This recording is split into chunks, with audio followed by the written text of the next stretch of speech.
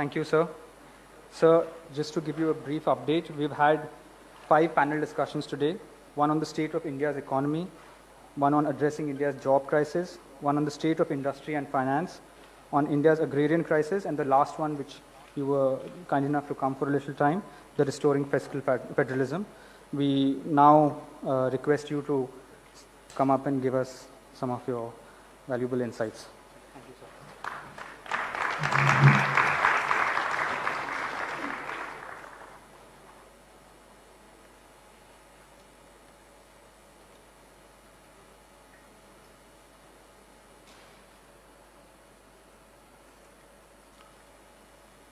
Shri Sitaram Yechuri ji, Shri Yasin Darabu ji, Shri Vijay Mahajan, Shri Pushpraj Deshpande, distinguished ladies and gentlemen.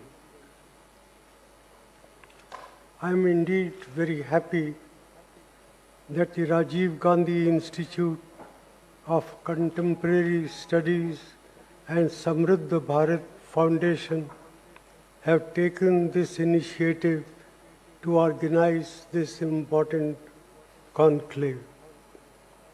It is particularly an appropriate time to have such discussions on the state of our economy.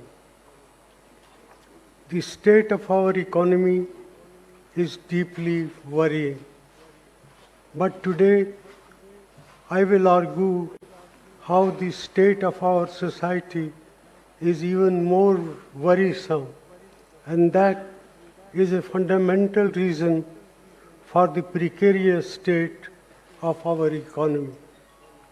I will talk today largely as a concerned citizen and as an economist, so that we can keep politics out of this important discussion. Ladies and gentlemen, of late, I have been remembering my days as a student of economics at Cambridge University way back in the 1950s.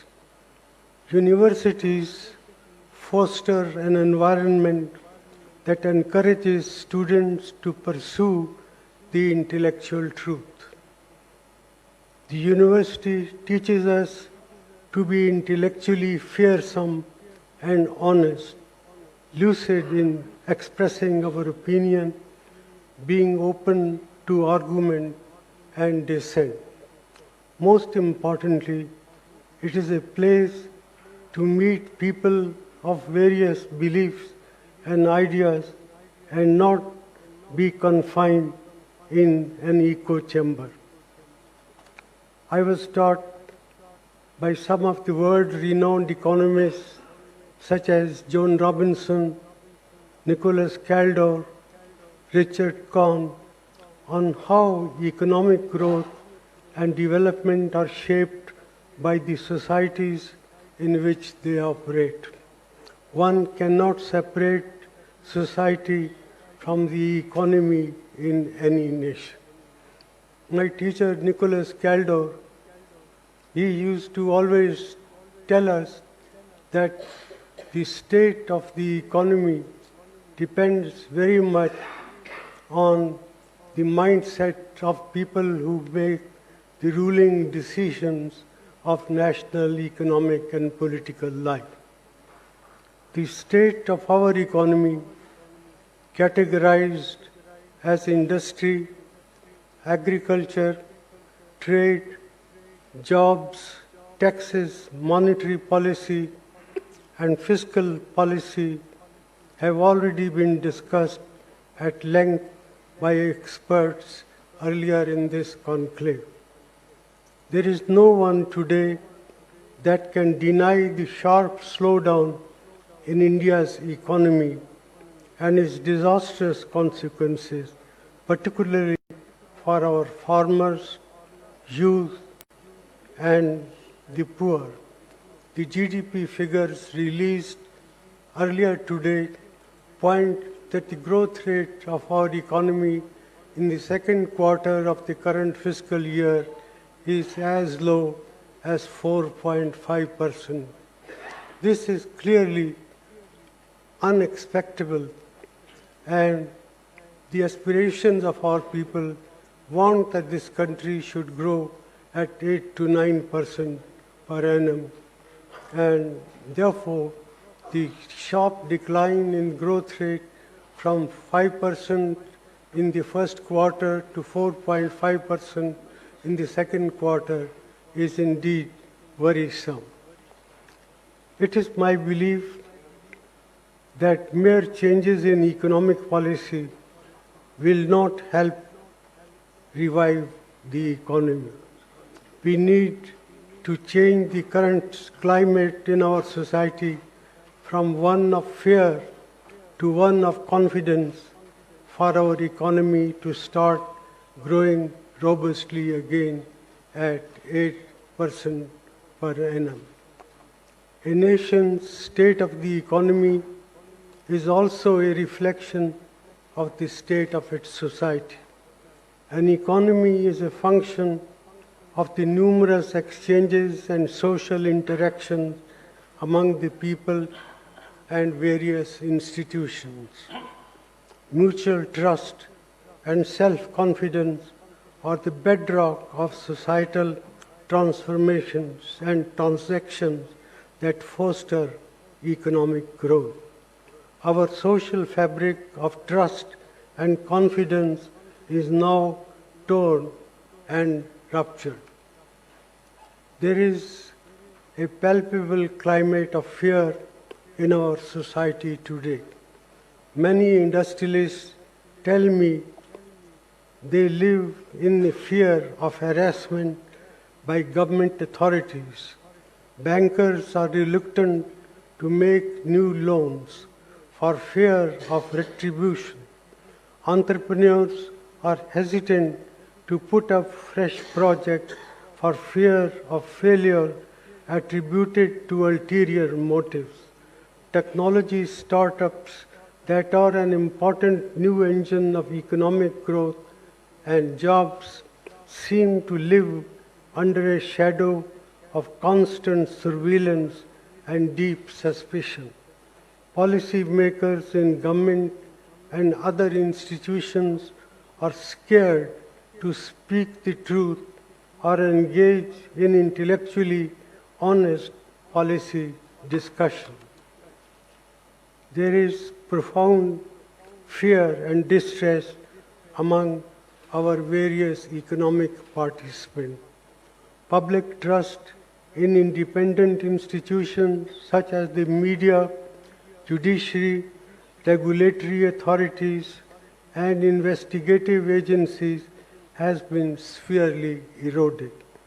This toxic combination of deep distrust, pervasive fear, and a sense of hopelessness in our society is stifling economic activity and hence the rate of our economic growth. The root cause of all this is the government's policy doctrine that seems to suspect every industrialist, every banker, every policy maker, every regulator, every entrepreneur, and every citizen. This has halted economic development, with bankers unable to lend, industrialists unwilling and not wanting to invest, and policy makers unable to act.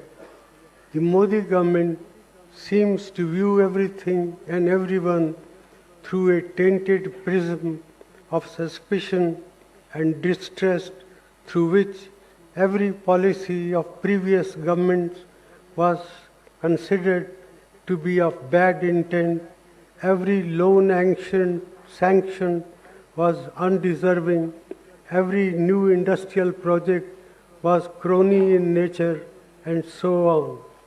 And the government has positioned itself as some savior, resorting to foolhardy moral policing such as demonetization, that have proved to be disastrous. For economic growth to revive, it is very important that the government enthuses and generates trust and confidence. It is very important for businessmen, providers of capital, and workers to feel confident and exuberant rather than being fearful and nervous. This is possible only if the government sheds its current doctrine and begins to trust India's farmers, India's entrepreneurs, and India's citizens at large.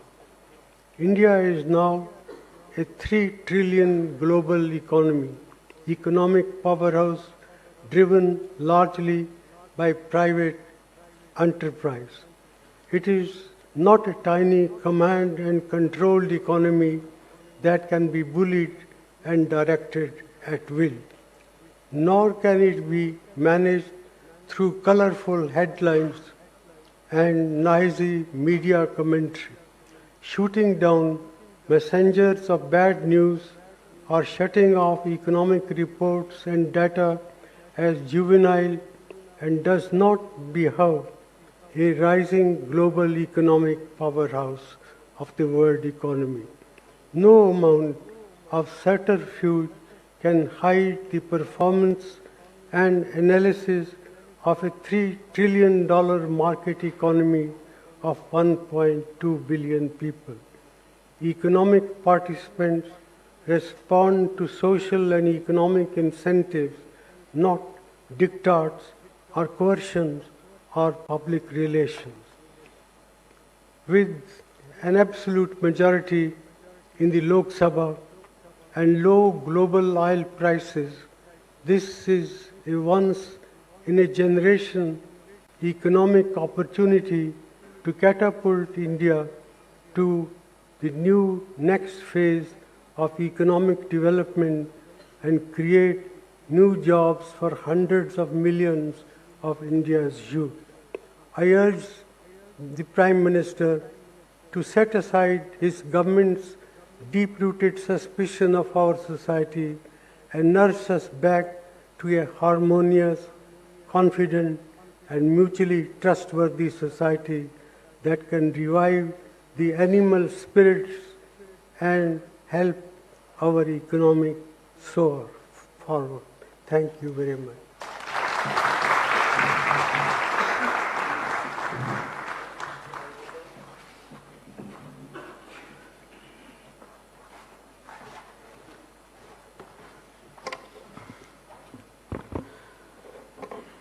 Dr. Manmohan Singh, sir, Sitaram, sir, Hasib Drabu, sir, Vijay Mahajan, sir, panelists and participants from various political parties, academics, activists, and experts who shared their insights, the trustees of Samruddha Bharat and Rajiv Gandhi Foundation, the SBF and RGICS team, ladies and gentlemen.